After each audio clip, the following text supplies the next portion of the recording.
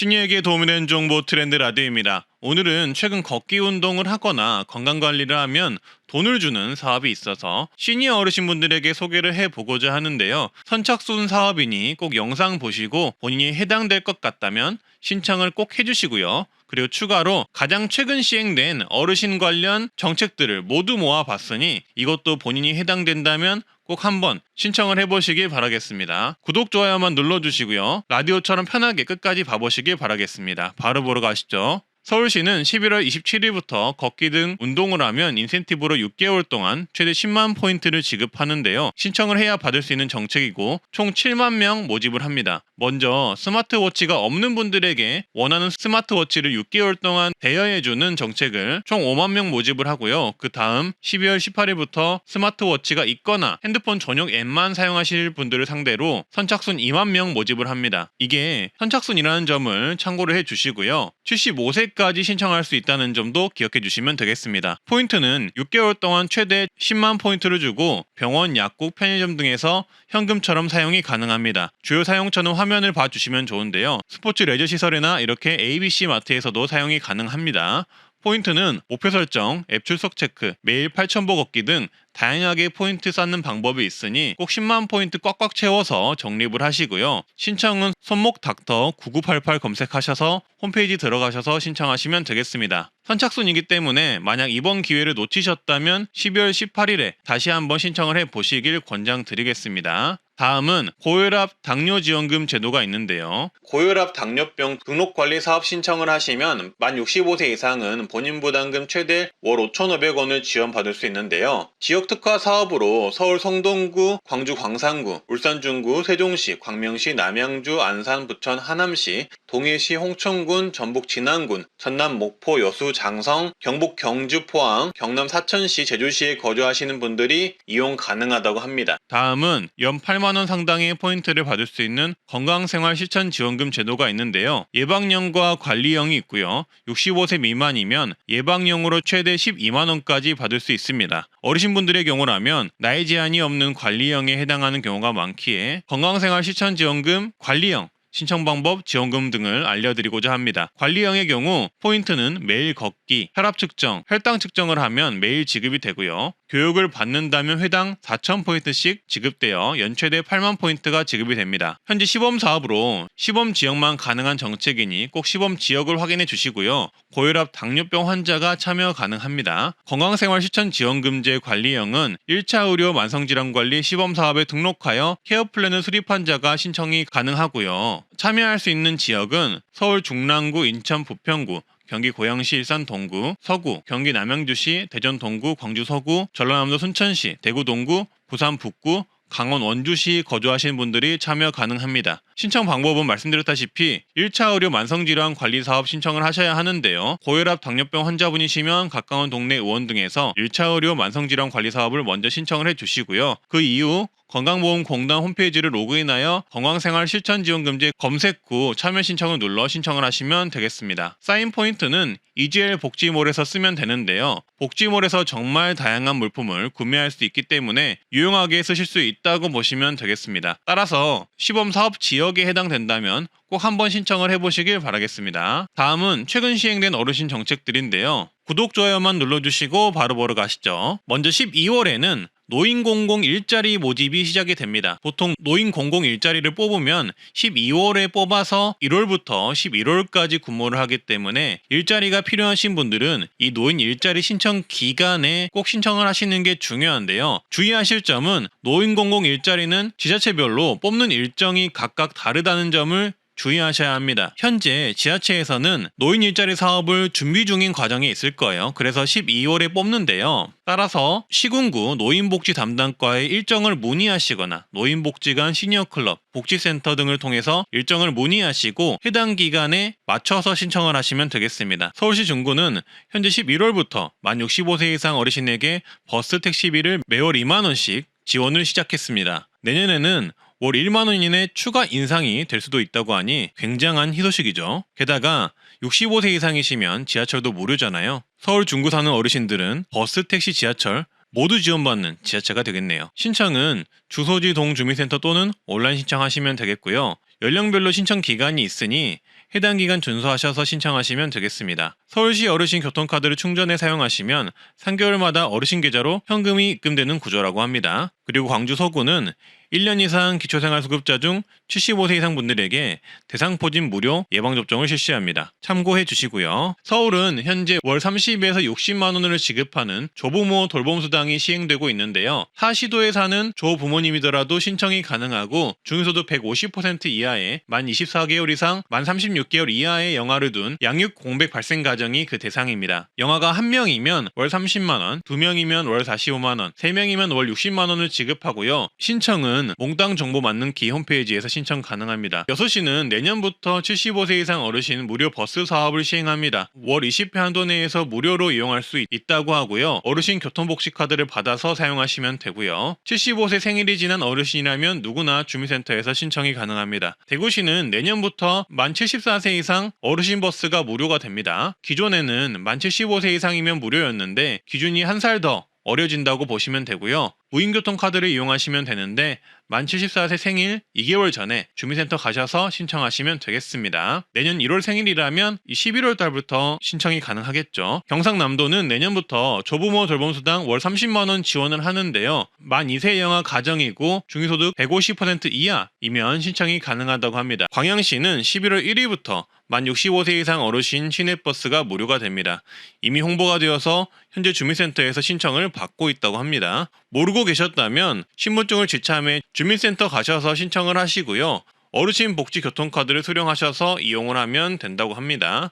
강원도 횡성구는 12월부터 만 65세 이상 노인 버스비가 무료가 됩니다. 노인뿐만 아니라 만 18세 이하 아동 청소년도 무료가 되니 손자녀가 있다면 알려주시면 좋을 듯 합니다. 그리고 경기도 군포시도 어르신들에게 기쁜 소식이 생겼는데요. 70세 이상 어르신에게 버스비 지원을 해준다는 소식이고요. 70세 이상 주민이 시내버스, 마을버스, 수요응답형 버스를 이용하면 매 분기별로 최대 4만원까지 환급해주는 정책입니다. 시행은 내년 초부터 실시한다고 합니다. 경기도 주민이시니까 지하철도 버스도 무료로 이용 가능하시겠네요. 추석 이후에 결핵 환자가 갑자기 늘었다고 하는데요. 아시다시피 결핵은 진짜 무서운 질환이잖아요. 특히나 어르신들이 제일 조심해야 하고 생명을 위협하는 게 폐질환인데 코로나가 판치는 판국에 결핵까지 증가한다고 합니다. 그래서 정부가 만 65세 이상 분들에게만 이 혜택을 무료로 제공하고 홍보까지 하고 있는데 아무도 모르시더라고요. 심지어 저도 제 부모님도 몰랐습니다. 바로 만 65세 이상 어르신 무료 결핵검진입니다. 이게 1년에 한 번 보건소에서 무료 검진이 가능하거든요. 거주지 관할 보건소에 신분증 지참해서 가시면 무료로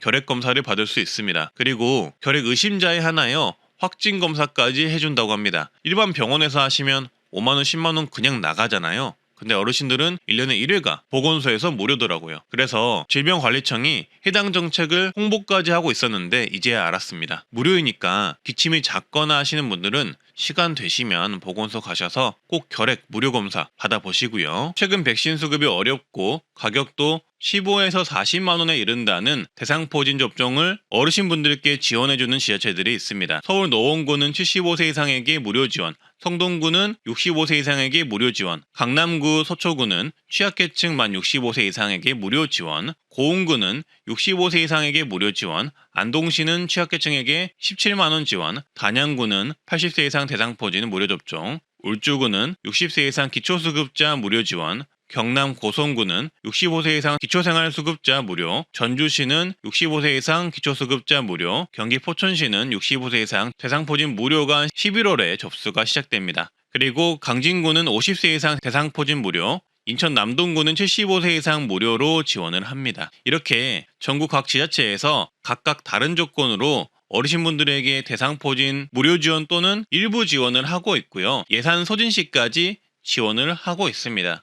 따라서 본인이 사는 지역 보건소에 문의하셔서 어르신 대상포진 지원이 되는지 한번 확인해 보시고요. 본인이 지원 대상에 포함된다면 꼭 대상포진 예방접종 지원을 받아보시길 바라겠습니다. 10월부터 12월은 만 65세 이상 무료 독감 백신 접종 기간입니다. 만 65세 이상이면 독감 예방 접종이 무료인 건 다들 알고 계시죠? 면역력이 뚝 떨어지는 환절기 기간이니 독감 예방 접종 꼭 한번 신청을 하시고요. 보건소나 가까운 보건소 지정 병의원에 가시면 무료로 받을 수 있습니다. 꼭 무료로 해주는 곳에서만 받으시고요. 여기에 더하여 코로나 예방주사도 올해 무료가 되었습니다. 코로나 백신의 경우도 65세 이상이면 1년에 1회 누구나 무료로 접종을 받을 수 있으니 참고하여 주시고, 독감 백신 접종과 함께 코로나 백신 접종도 같이 받을 수 있다고 하니 참고해 주시면 되겠습니다. 그리고 보통 11월이 되면 건강보험료가 소득과 재산에 따라 재조정이 되는데요. 만 65세 이상 또는 만 70세 이상 어르신들 중 일부는 건강보험료 감액 혜택을 받을 수 있으니 참고해 보시면 되겠습니다. 일단 만 65세 이상 노인이 있는 세대면 재산과 소득이 적은 분들의 경우 10%에서 30% 건강보험료 경감이 가능합니다. 그리고 70세 이상 노인 가입자만 있는 세대의 경우 연소득 360만 원 이하, 과표재산 1억 3,500만 원 이하이면 건강보험료 30% 경감을 해준다고 합니다. 보통은 자동 적용된다고 하는데요. 그래도 건강보험공단 문의를 통해 본인이 대상이 되는지, 대상이 된다면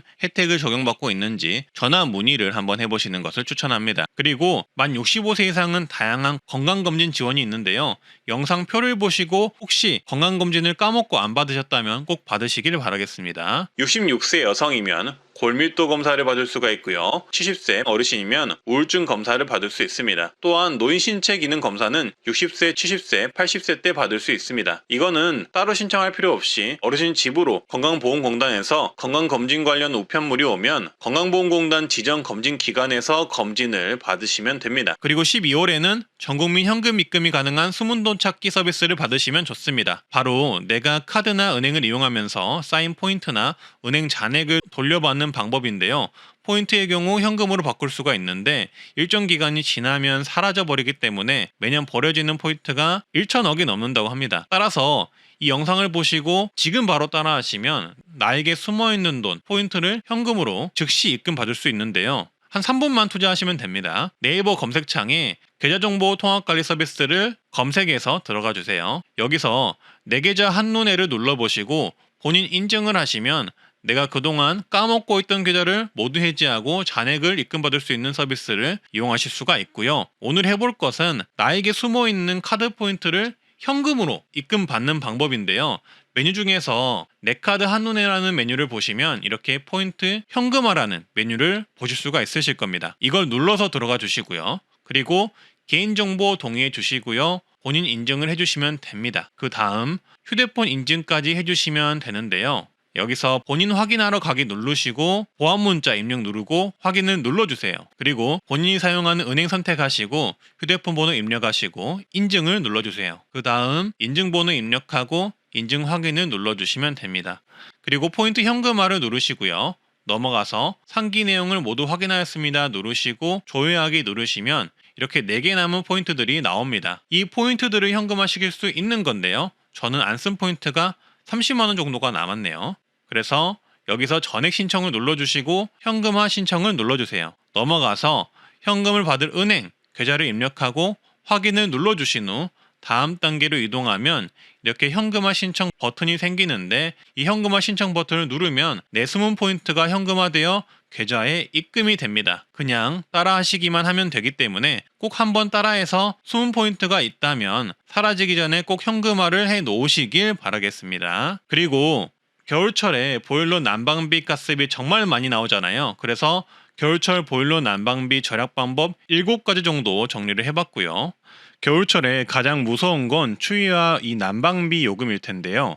난방비 아끼려고 난방을 너무 틀지 않으면 집이 너무 추워서 힘들고, 그렇다고 아무 생각 없이 보일러 난방을 틀면 난방비 폭탄을 맞기 쉬운데요. 저도 혼자 살고 있기에 난방비 요금 폭탄을 작년에 맞아봐서 올해는 조금 더 절약해보고자 난방비에 대해서 공부를 해봤습니다. 구독과 좋아요 눌러주시고 바로 보러 가시죠. 일단 외출 모드는 진짜 잠깐 외출할 때만 쓰는 게 좋습니다. 난방비 절약을 위해 많은 분들이 외출 모드를 이용을 하시는데요. 근데 외출 모드는 동파 방지에는 유용하지만 따뜻한 실내를 유지하기에는 어렵다고 합니다. 왜냐하면 외출 모드는 보일러 제조사별로 다르지만 실내 온도가 8에서 10도 이하일 때만 보일러가 가동되기 때문입니다. 따라서 외출 모드로 해놓고 실내 온도가 급격히 내려가 버리면 다시 귀가했을 때 실내 온도를 올려야 될 수가 있는데요. 실내 온도를 1도로 올리는데 가스비가 7%가 더 든다고 합니다. 그래서 장기간 집을 비울 게 아니면 외출 모드 대신 실내 온도를 현재보다 2에서 5도 정도 낮은 상태로 상태로 해놓고 외출하는 게 훨씬 나은 방법이라고 합니다. 그리고 온수 모드는 이렇게 사용하면 좋습니다. 보통 보일러 온수 모드는 저중고 또는 1, 2, 3단계로 되어 있는데요. 저나 중단계 또는 1, 2단계에 놓고 쓰는 것이 가장 가스비, 난방비 절감에 유리하다고 합니다. 보일러 온수 온도는 기종에 따라 다르지만 30도에서 60도로 제어가 되는데요. 보통 가장 뜨거운 온수는 너무 뜨거워서 잘 쓰지 않기 때문에 가장 높은 온도를 해 놓으실 필요가 없고요. 또한 온도를 가장 뜨겁게 해놓고 샤워기나 세면대 수압을 강하게 틀어놓을 경우 가스비가 많이 소모가 된다고 합니다. 따라서 온수 모드는 내가 따뜻한 물을 사용할 때 적정한 온도 정도만 유지하면 되기에 전화 중단계 또는 1, 2단계에 해두시고 쓰시면 난방비 절약에 도움이 될 수가 있습니다. 그리고 가장 뜨거운 모드는 50도 이상이 넘어가면 오히려 화상 위험이 있으니 주의하시고요. 그리고 집이 단열이 잘 안 된다면 온돌 모드를 쓰시는 게 좋은데요. 단열이 잘 되는 집은 실내 온도 설정 모드를 쓰던 온돌 모드를 쓰던 집 환경에 맞게 쓰시면 되는데요. 하지만 외풍이 심하고 단열이 잘 안 되는 집은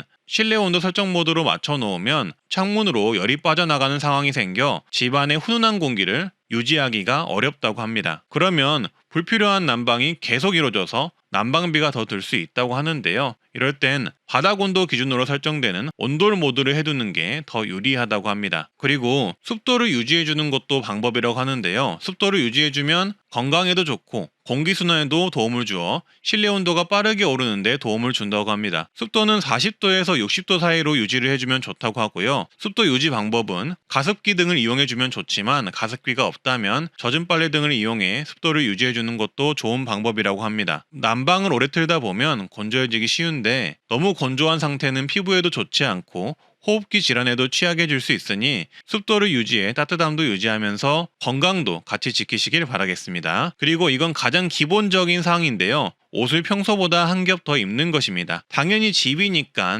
편하게 반팔이나 긴팔 한 장을 입을 수도 있는데요. 하지만 난방비 절감을 위해서 양말도 신고 슬리퍼도 신고 좀 더 따뜻하게 옷을 한 겹 더 입어주는 것도 하나의 기본적인 난방비 절감 방법이 될 수도 있다고 생각합니다. 그리고 또한 단열이 잘 안 되는 집의 경우 단열재를 붙여주거나 외풍 차단을 해주시면 좋은데요. 창문에 뽁뽁이를 붙이는 것도 방법이고 이렇게 쇼핑몰에서 문풍지 등을 구매해 외풍 차단을 해주면 실내 온도 유지에 도움이 된다고 합니다. 실제로 창문에 뽁뽁이만 잘 붙여도 2도에서 3도 정도 온도가 높아지는 효과가 있을 수 있다고 하니 이런 부분을 잘 활용해서 난방비 절감 효과를 얻어가시면 좋겠습니다. 그리고 저는 정책 유튜버니까 노후가 된 보일러 교체 관련 보조금 정책도 말씀드릴 텐데요. 간단히 말해서 노후된 가정용 보일러를 친환경 보일러로 교체할 경우 보조금을 받을 수도 있습니다. 보통 일반 가구는 10만원, 저소득 가구는 60만원까지 보조금을 받을 수 있고 일부 제품의 경우 저소득층은 무상으로도 교체가 가능하다고 합니다. 친환경 보일러는 노후 보일러 대비 연료율이 12% 정도 높아서 연료비 절감에 도움이 된다고 하니 노후된 보일러를 교체하실 땐 이런 국가정책도 참고하시면 좋을 듯 합니다. 보조금 관련 신청은 가정용 보일러 인증 시스템 사이트에서 온라인으로 신청하거나 관할 시군구 환경부서에 방문해서 신청하실 수 있다고 합니다. 그리고 추가로 현재 트렌드라디오 채널은 후원 제도를 운영하고 있는데요. 이렇게 제 영상 보시면 트렌드라디오 채널 이름 옆에 가입이라는 버튼이 보이잖아요. 이걸 누르시면 채널에 후원을 하실 수가 있습니다. 작은 돈이라도 후원을 해주신다면 시니어를 위한 제작에 큰 힘이 되니 여유가 되신다면 후원해주시면 감사하겠습니다. 오늘은 최근 시행된 다양한 정책들을 어르신분들에게 소개를 해봤는데요. 궁금하신 점이나 정부에 원하는 정책이 있다면 댓글로 의견 한번 남겨주시고요. 도움되셨다면 구독, 좋아요, 알림 설정, 댓글 달아주세요. 오늘도 행복하고 건강한 하루 되세요. 감사합니다.